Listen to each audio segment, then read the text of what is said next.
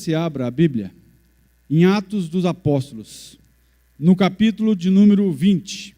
Nós vamos ler apenas o versículo de número 28.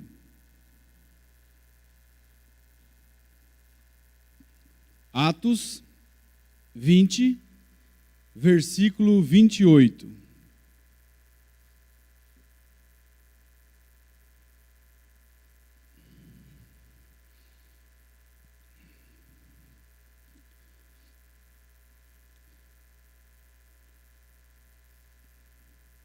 Aqui o apóstolo Paulo diz: cuidem de vocês mesmos e de todo o rebanho sobre o qual o Espírito Santo os colocou como bispos, para pastorearem a igreja de Deus, que ele comprou com o seu próprio sangue. Feche seus olhos mais uma vez. Pai, obrigado, Deus, pelo privilégio de estarmos aqui nessa noite. Obrigado, Deus, por transformar a nossa vida dia a dia, Pai. Ó Deus, de glória em glória, de brilho em brilho, de graça em graça, Pai. Obrigado pelas tuas mãos sobre nós. Ajuda-nos a viver, Deus, para ti, para o Senhor, para que o teu nome seja honrado, seja exaltado, seja engrandecido, seja glorificado. Pai, obrigado, Deus, por tua palavra. Fala conosco, no nome santo de Jesus. Amém. Paulo aqui, ele está se despedindo dos presbíteros da igreja de Éfeso. Paulo, ele declara que ele está inocente de todo o sangue dos irmãos, porque ele pregava a palavra, ele anunciava o evangelho de Jesus Cristo. Então Paulo, ele pede aos presbíteros da igreja que eles se cuidem, e que eles cuidem do rebanho de Deus, da igreja, que ele mesmo comprou com o seu sangue. Então, eu quero falar sobre a igreja nessa noite. A palavra igreja possui alguns significados. Pode ser aplicada a uma instituição, a um templo, a um ajuntamento de cristãos e ao corpo de Cristo. Por exemplo, aqui nós temos 3 igrejas, apesar que a igreja do Senhor Jesus é uma só. Mas aqui nós temos o templo, que é formado de paredes, de janelas, de pisos, que muitas vezes nós nomenclaturamos como dizemos, vamos à igreja, a igreja tal. Nós falamos muitas vezes é do templo, do prédio. O que mais? Aqui tem a igreja local, a Igreja Batista Nova Canaã, formada por seus membros e possuindo muitas pessoas que visitam as reuniões. E temos também aqui a Igreja Invisível, que é formada por todos os salvos, por todos aqueles que nasceram de novo e que ainda nascerão de novo, mesmo que não estejam todos aqui e estejam esparramados pelo mundo inteiro. Amém? Então, nessa noite eu quero compartilhar sobre ser igreja do Senhor Jesus. Por que ser igreja? É uma pergunta. Por que ser igreja? Primeiro, porque não existe a possibilidade de ser salvo sem ser igreja. Olha só a declaração. Ser igreja aqui não é ser membro de uma igreja A, B ou C. Ser membro aqui não é ter o nome no rol de membros da Igreja Batista Nova Canaã, apesar que isso é muito importante. Mas ser igreja aqui é ter um nome escrito no livro da vida, na igreja que Jesus fundou antes da fundação do mundo. É interessante isso. Então, ser igreja aqui é ter sido comprado com o sangue de Jesus Cristo, como o apóstolo Paulo disse. Ele disse assim, olha, pastoreiem a igreja de Deus que Ele comprou com o seu próprio sangue. Então tem muita gente, tem muitos que fazem parte apenas de uma igreja local, muitos que frequentam as reuniões e não tem nada, de mal nisso. É muito bom poder frequentar uma igreja, é muito bom poder vir a um lugar onde nós podemos adorar a Deus, onde nós podemos ouvir a palavra de Deus. Eu não estou falando contra isso, eu quero que você entenda. Mas ser igreja é muito mais do que vir às reuniões, é muito mais do que frequentar os cultos. Ser igreja do Senhor Jesus é você ter compromisso com o Deus que te comprou com o sangue dele.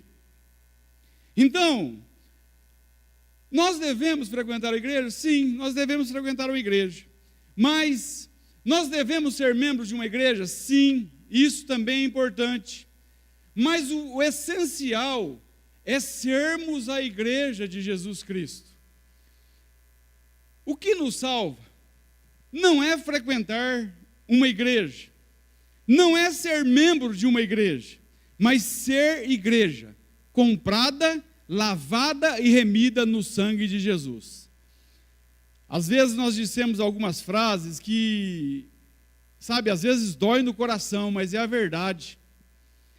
Tem pessoas que vão ficar 10 anos, 20 anos, 30 anos, 50 anos ou mais dentro de uma igreja e depois serão condenadas, porque nunca nasceram de novo e não são a igreja do Senhor Jesus.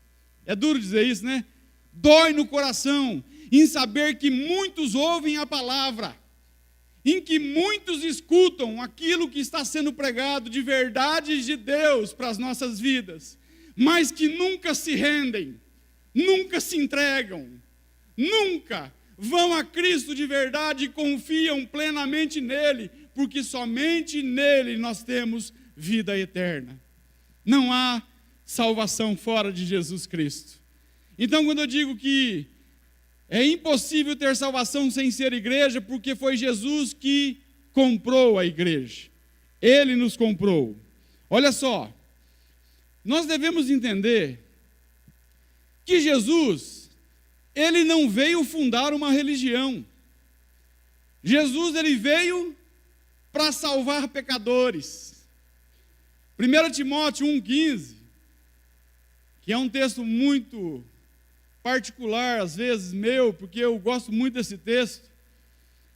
Quando o apóstolo Paulo diz assim: esta é uma palavra fiel e digna de toda aceitação, que Cristo Jesus veio ao mundo, para quê?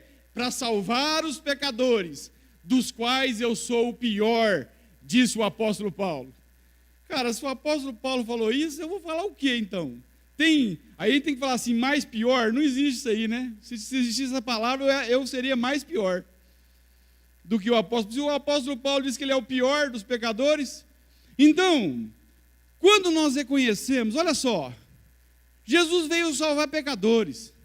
Quando nós reconhecemos que nós somos pecadores, quando nós cremos no sacrifício vicário na cruz do Calvário, quando nós cremos na morte e ressurreição de Jesus Cristo, que Ele fez isso para a nossa salvação, quando nós, então, vamos a Cristo, confiando nele, recebendo-o como Senhor e Salvador das nossas vidas, nascemos de novo, somos batizados no Espírito Santo. Olha só esse versículo.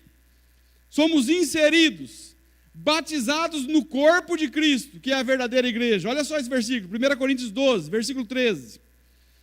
Pois todos nós fomos batizados em um Espírito, formando um corpo. Nós tornamos então igreja do Senhor Jesus, templo do Espírito Santo. Isso é glorioso. Atos 17, 28 vai dizer que Deus Ele não habita mais em templos formados por mãos humanas, porque ele prefere habitar na sua própria criação. A verdadeira igreja são pecadores salvos pela graça de Deus, dependentes de Jesus Cristo, habitação do Espírito Santo. Eu faço alguns questionamentos aqui. Eu pergunto para mim, você pergunta para você. Eu sou igreja? Eu estou salvo?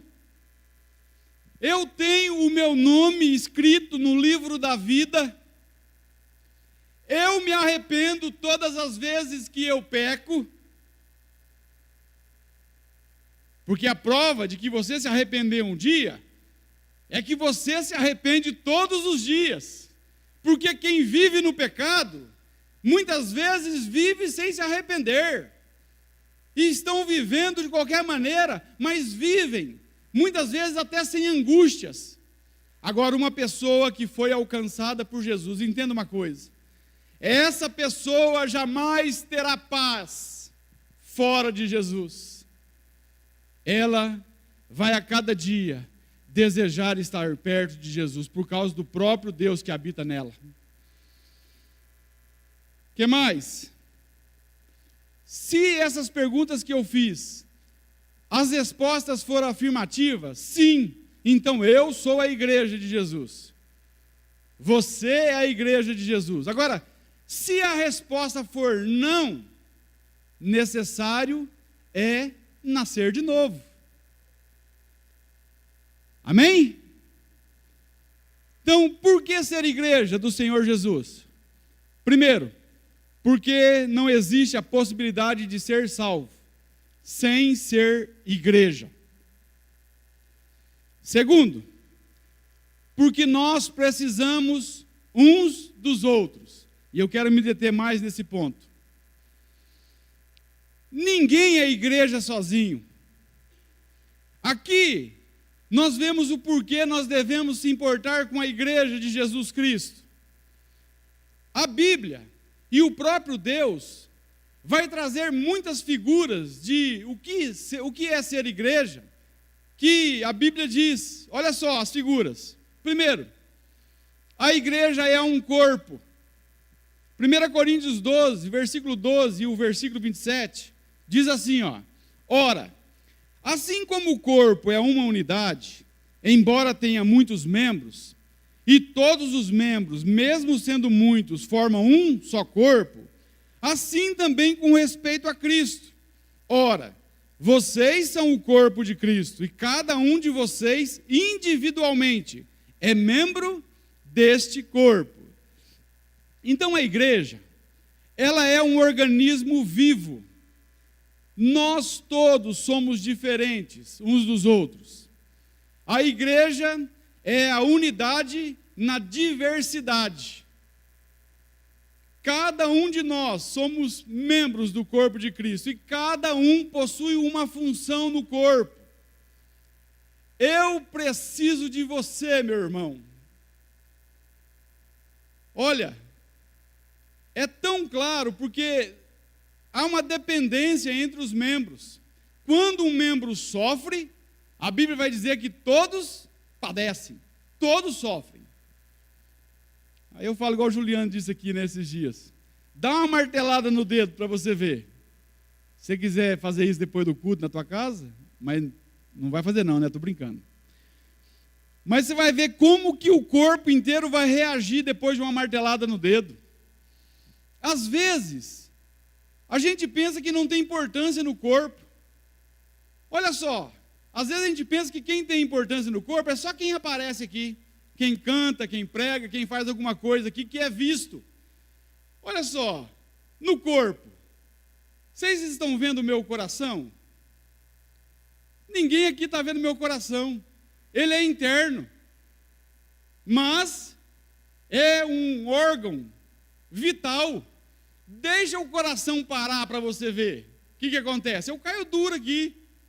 Então, é um órgão que não aparece, mas é fundamental. Meu irmão, Se você faz parte do corpo de Cristo, você é essencial no corpo. Deus te colocou no corpo. O próprio Deus ajustou você no corpo. A minha pergunta é: nós temos exercido a nossa função no corpo? Temos reagido àquilo que Deus quer para a nossa vida? Então, o corpo, ele depende um dos outros, cada órgão. Nós temos sido dependentes de nossos irmãos? Ou muitas vezes nós falhamos e somos como Jonas, que não aceita a vontade de Deus para a sua vida num determinado momento? Quantas vezes nós desprezamos o irmão porque achamos que somos superiores a ele? Achamos que não precisamos do irmão. E a Bíblia vai dizer que cada um tem o seu lugar no corpo. Que aquele que possui menor honra é o que deveria ser mais honrado.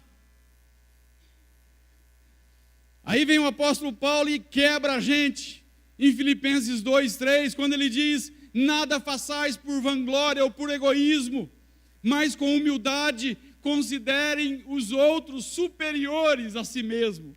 Cara, quem que faz isso? Considerar o outro superior? Muitas vezes nós queremos ser superiores. No corpo, cada um depende do outro. Eu não sou igreja sozinho, você não é igreja sozinho. Nós somos parte de um corpo, somos parte de um todo.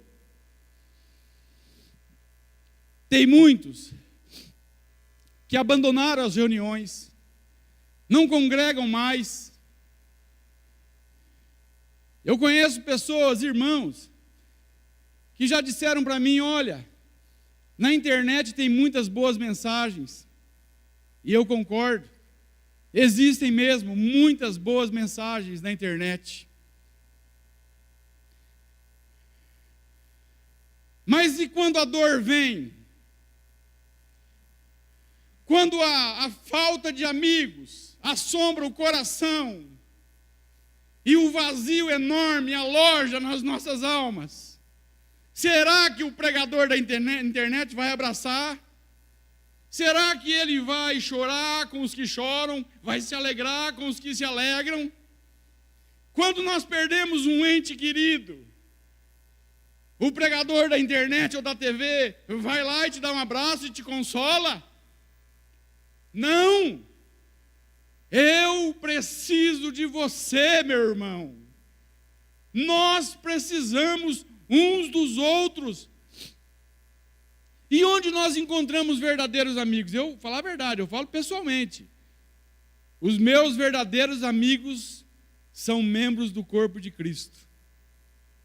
É claro que eu tenho amigos fora do corpo, que eu amo também, que eu convivo com eles, mas os verdadeiros, aqueles que podem chorar comigo, se alegrar comigo, a maioria das vezes eles são parte do corpo de Cristo.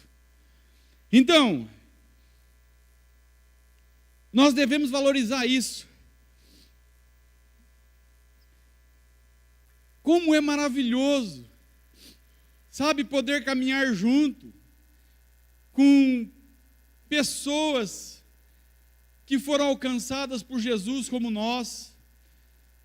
Como é maravilhoso poder sair de casa e vir aqui a esse lugar, sabe, sabendo que aqui eu vou adorar a Deus, eu vou ouvir Deus falar comigo e eu vou ter comunhão com os meus irmãos.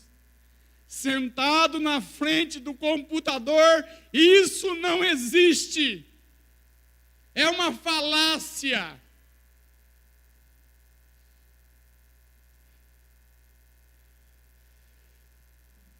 Existe um movimento, o que mais cresce hoje no Brasil, é o movimento dos desigrejados. Pessoas que não querem se reunir mais, pessoas que brigaram dentro da congregação, saíram por alguma divergência, por algum relacionamento quebrado, e muitas vezes por algumas doutrinas que entraram de forma errada. Mas isso não é desculpa para não se reunir como igreja. Onde estiver 2 ou 3 reunidos em meu nome, aí estou eu no meio de vós. Jesus não disse, se você estiver sozinho, eu vou estar no meio, ali, não tem nem jeito de estar no meio, né? Sozinho não tem jeito. Então nós precisamos caminhar uns com os outros. Meu irmão, todos nós somos defeituosos. Quem não tem defeito, ele levanta a mão. Não tem ninguém corajoso. Todo mundo verdadeiro. Nenhum mentiroso. Eu sou cheio de defeitos, meu irmão. Eu preciso da misericórdia dos irmãos. Deus muitas vezes trata com você no meu defeito. Sabia? E trata comigo no teu defeito. Ninguém aqui pode dizer que é o bambambam. Bam, bam. Imagine se todo o corpo fosse olho. Imagine se que aberração que seria. Um olhão bem gigantão. Já pensou viver sem harmonia? O pé direito querendo ir para lá e o pé esquerdo para cá? Eu caio aqui rapidamente. Meu irmão, nós precisamos um dos outros. Aqui, ó, se não tivesse trazido água aqui, ó, o irmão precioso trouxe, né? E agora? Eu sei que eu nem consegui pregar mais, ó, estou com sede. Se o jacaré lá cortar, né? Cortar o som lá, vou ficar aqui falando, poucos vão ouvir. Se vocês não estivessem aqui, eu estou falando de corpo. Se vocês não estivessem aqui, imagina eu aqui sozinho. Cara, beira a loucura. Se você fala sozinho, meu irmão, me perdoe, tá? Mas beira a loucura, porque até eu às vezes falo sozinho. Então é beira a loucura, não é loucura não, tá? Então, você está vendo que, olha, quantas vezes nós precisamos dos irmãos? Eu não falo de somente aqui não, no culto não. Eu falo no dia a dia, na convivência do dia a dia.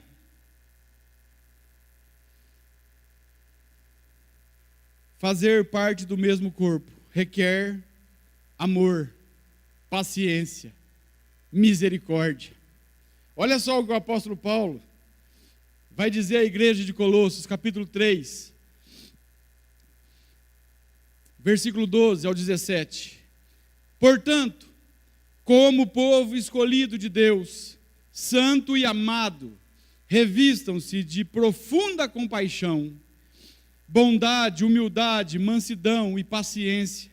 Suportem uns aos outros e perdoem as queixas que tiverem uns contra os outros.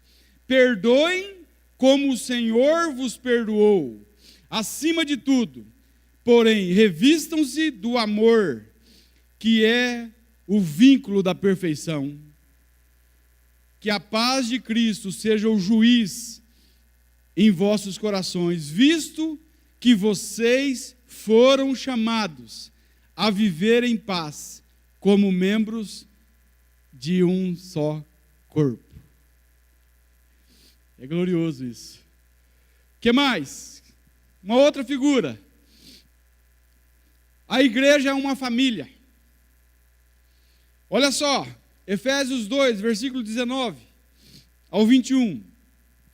Vocês já não são estrangeiros, nem forasteiros, mas concidadãos dos santos e membros da família de Deus, edificados sobre o fundamento dos apóstolos e dos profetas, tendo Jesus Cristo como pedra angular, no qual todo edifício é ajustado e cresce para tornar-se um santuário santo no Senhor.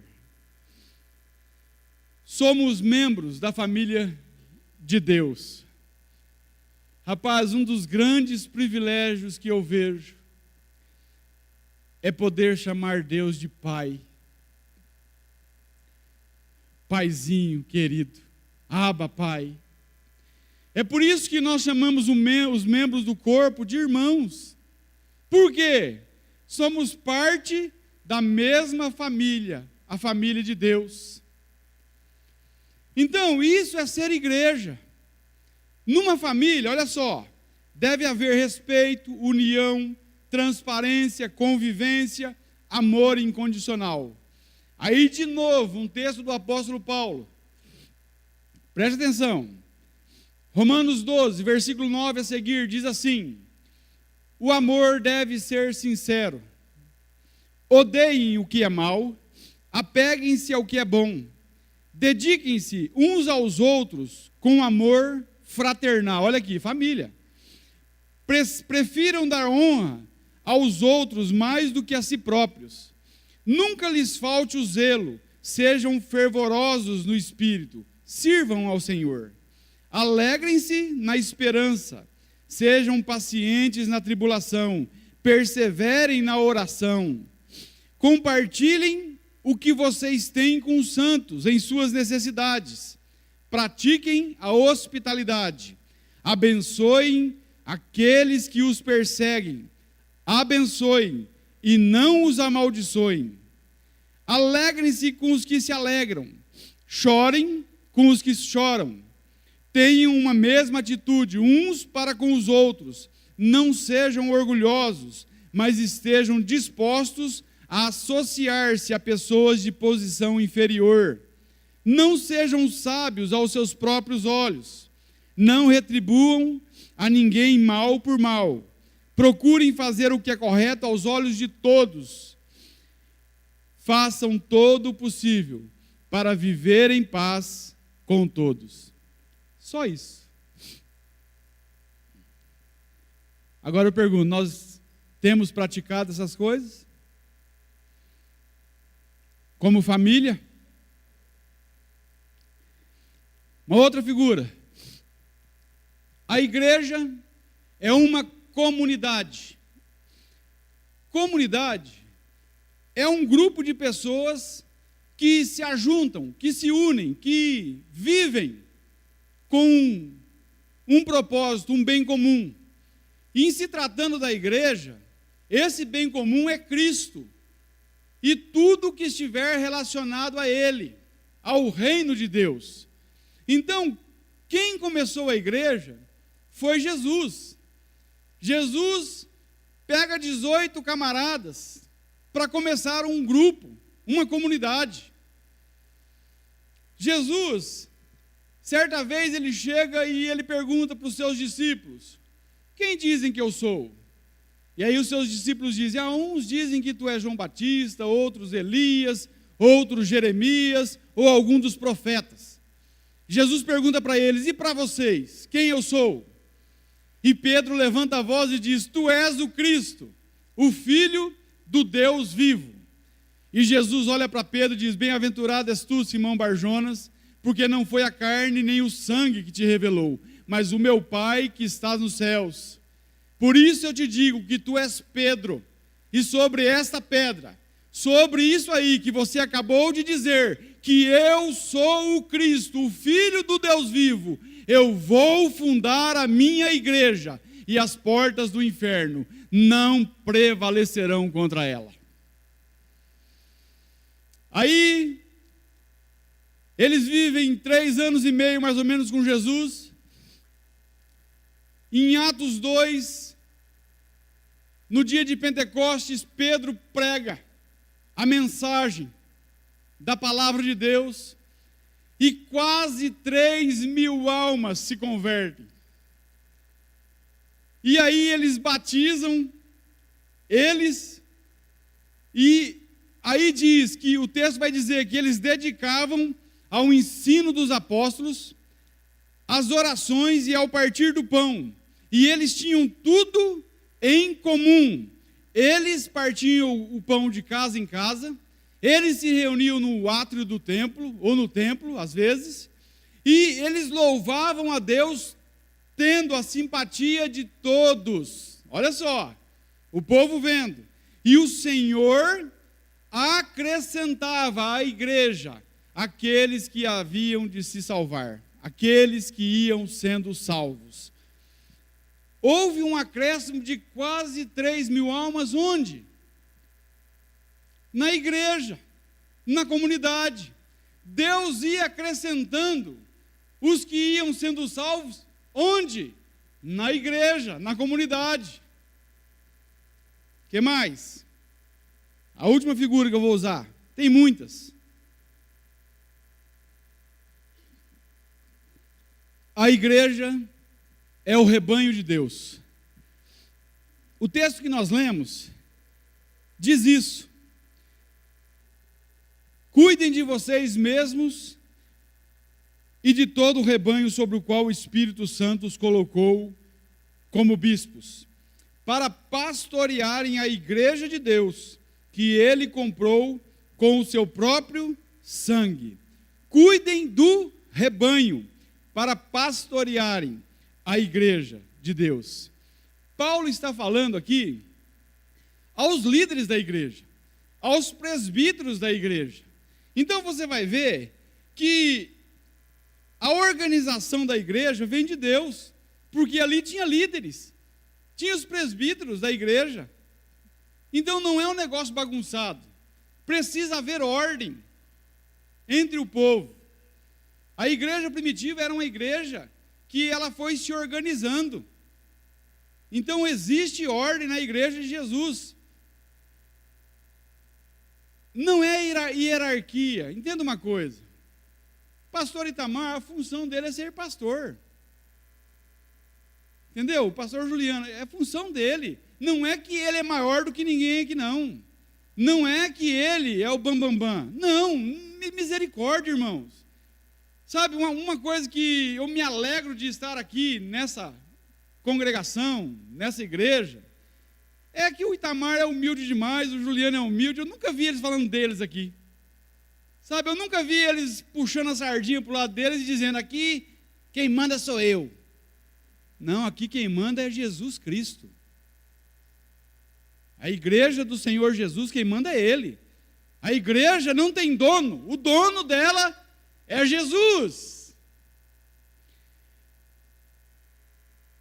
A Bíblia vai dizer muitas vezes dessa questão de rebanho, dessa questão de ser ovelha. O Salmo de número 100 diz assim, que foi Deus e não nós que nos fez povo seu e ovelhas do seu pasto. Jesus vai usar o termo ovelhas muitas vezes também. Jesus, João 10:11, Jesus diz assim, eu sou o bom pastor, e o bom pastor dá a vida pelas suas ovelhas. Jesus, João 10, 27 ao versículo 30, Jesus diz assim, as minhas ovelhas ouvem a minha voz, e eu as conheço, dou-lhes a vida eterna, e elas nunca hão de perecer, e jamais alguém as arrebatará da minha mão, porque o meu Pai que me as deu é maior do que todos, e ninguém poderá arrebatá-las das mãos de meu Pai. Que segurança ser ovelha de Jesus. Que coisa gloriosa é ser ovelha de Jesus. É ter Jesus como o sumo pastor das nossas almas. É ter relacionamento com o pastor que nos ama, que deu a vida por nós na cruz do Calvário. O pastor que cuida de nós. O pastor que nos põe no colo quando precisa. O pastor que arranca os nossos carrapichos. O pastor que arruma vidas para cuidar da gente. O pastor que muitas vezes coloca ovelhas para que nós possamos ser cuidados. Olha, tem muitas figuras, mas vamos, tá bom, Por que ser igreja? Primeiro, porque não existe a possibilidade de ser salvo sem ser igreja. Segundo, porque nós precisamos uns dos outros. Terceiro e último, porque Deus nos alcançou para viver para a sua glória e cumprir seus propósitos. A igreja existe, em primeiro lugar, para glorificar a Deus. O grande e maior propósito da igreja é viver para a glória de Deus. 1 Coríntios 10, 31 vai dizer: quer comais, quer bebais, quer façais qualquer outra coisa, fazei tudo para a glória de Deus. Isso quer dizer que nós devemos exaltar, engrandecer a Deus, ao mesmo tempo reconhecendo a nossa pequenez, se humilhando na presença desse Deus, entendendo que tudo é Ele que faz. Nós devemos viver com a expressão de João Batista, quando João diz: convém que ele cresça e que eu diminua. Glorificar a Deus não é só aqui na igreja, é em todo lugar, em todo tempo. Quer façais qualquer outra coisa. Olha só, as atividades, elas são ilimitadas, mas o propósito é o mesmo, para a glória de Deus. Fazei tudo para a glória de Deus. Então, aqui tem inúmeras coisas, porque não é só aqui enquanto nós nos ajuntamos, nas reuniões, mas é lá no trabalho, é pescando, é comprando. Pague suas contas. Você compra para a glória de Deus? Tem um bando de cristãos que não compram para a glória de Deus, porque eles dão um nó. Não é comprar para a glória de Deus, porque não tem como comprar e não pagar para a glória de Deus, não tem essa justificativa. Tem como mentir para a glória de Deus? Não tem. Então o problema está em Deus? Não, está em nós. Nós precisamos viver pautados na glória de Deus. Então, enquanto nós contribuímos, enquanto nós vendemos, enquanto nós alugamos, enquanto nós nos divertimos, enquanto nós postamos no Facebook, tudo, isso deve permear o nosso pensamento. Eu estou fazendo o que estou fazendo para a glória de Deus? Nós precisamos glorificar a Deus lá em casa. Sim, eu vejo que é o primeiro lugar que você tem que glorificar a Deus é dentro da sua casa. Senão vai ser como aquele menininho que estava no culto e deu um cutucão na mãe e disse: mamãe, vou vir morar na igreja? Aí a mãe falou: meu filho, por quê? Mamãe, papai aqui é tão bonzinho, não é aquele capeta lá de casa. Cara, sabe, falar que nós vimos aqui, adoramos a Deus e depois viver como um capeta dentro de casa, não bate com o cristianismo. De nada adianta. Permita-me dizer algo. Se nós realmente vivêssemos para a glória de Deus, como seria a nossa vida, hein? Como seria o mundo?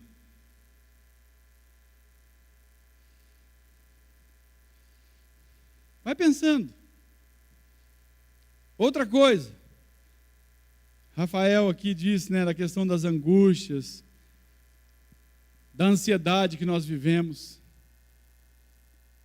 Sabe, muitas vezes nós somos ansiosos, nós somos indecisos, isso é com todo mundo.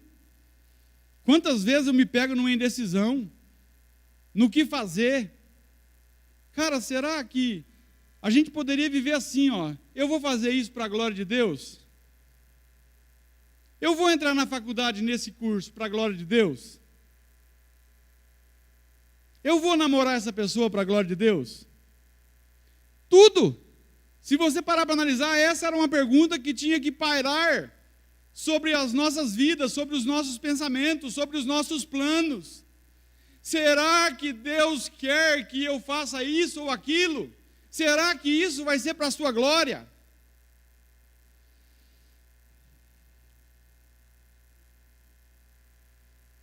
Já pensou? Rapaz, eu quando estava preparando essa mensagem, quando eu cheguei nessa parte aqui, eu confesso para você que eu chorei muito. Tive que dar um tempo.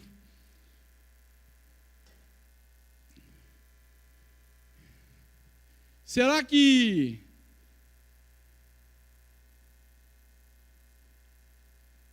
já pensou se nós terminássemos a nossa vida como Jesus, que disse assim, a oração sacerdotal, em João 17, Jesus no versículo 5, Jesus ora ao Pai, e Jesus diz assim, Pai, eu te glorifiquei na terra.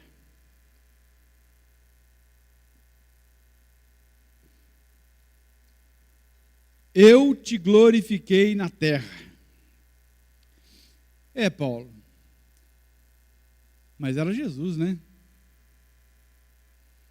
Mas espera aí,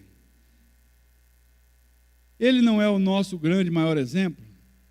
Nós não devemos viver como ele? Aí Jesus vai e diz assim, 8:12 de João, eu sou a luz do mundo. Está vendo, Paulo? Aí, ó, Jesus falou que ele é a luz do mundo. Mas o que me preocupa, o que me chama a atenção, é que em Mateus 5, versículo 13, Jesus diz, vós sois a luz do mundo. Ele diz que ele é a luz do mundo, depois ele diz que nós somos a luz do mundo. E ele diz, portanto, brilhe a vossa luz, para que os homens vejam as vossas boas obras e glorifiquem ao Pai que está nos céus. Isso fala de testemunho, fala de modo de viver, fala de relacionamento. Cristianismo é vida. Nós devemos nos importar com as pessoas.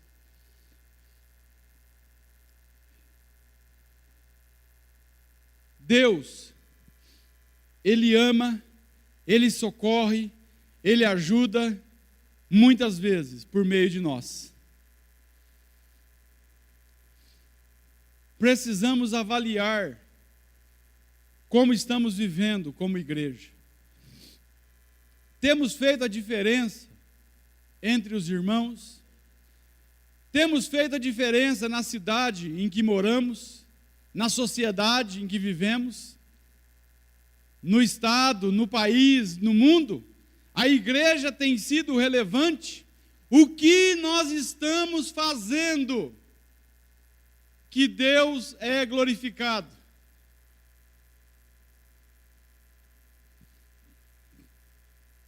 É missão da igreja pregar o evangelho. Olha só, eu achei interessante na Bíblia King James, atualizada, Marcos 16:15, que diz, ide e pregai o evangelho, né? Ide por todo mundo e pregai o evangelho a toda criatura. Na Bíblia King James diz assim, ó, enquanto vocês estiverem indo, proclamai o evangelho. Mateus 28:19 diz, enquanto vocês estiverem indo, façam discípulos. A ênfase aqui não é no ir, é no fazer discípulos. E é enquanto nós estamos vivendo. Evangelismo não é um programa da igreja para ser feito num determinado momento, mas é um estilo de vida. Um estilo de vida que glorifica a Deus e faz com que as pessoas tenham sede pelo Deus vivo no decorrer da vida, por onde você andar, na escola, na rua, no trabalho, em casa. Isso vale para mim, vale para nós. Eu me insiro nisso. Então, tanto é que missões não é apenas enviar missionários para o mundo, mas é enviar a verdade de Deus por meio dos missionários. Porque se eles forem tão somente e não pregar o evangelho, foram em vão. Não é o ir que vale a pena, é o fazer discípulos. Nós temos que fazer discípulos. Aí o texto vai dizer, batizando-os em nome do Pai, do Filho e do Espírito Santo, ordenando-os a guardar todas as coisas que eu vos tenho mandado. Onde isso acontece? Na igreja. O ser igreja, não estou dizendo numa igreja local, faz parte também, mas é no ser igreja que isso acontece. Isso é papel da igreja.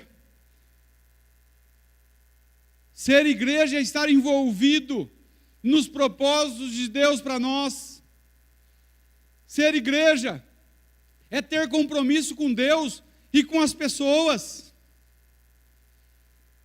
Por isso nós precisamos conhecer a Deus. Conhecer a Deus e fazê-lo conhecido. Tem muita gente que rejeita o evangelho por causa do mensageiro. É duro isso. Deus muitas vezes é mal apresentado. Deus muitas vezes é mal interpretado. E Deus muitas vezes não é crido por causa dos mensageiros que não vivem conforme a mensagem, a verdade do evangelho. A igreja de Jesus, ela deve se importar com os perdidos, sim, porque dos perdidos Jesus fez a igreja dele. Ele veio buscar e salvar o que se havia perdido. Então nós devemos nos importar também com os perdidos. Devemos ter compaixão das pessoas.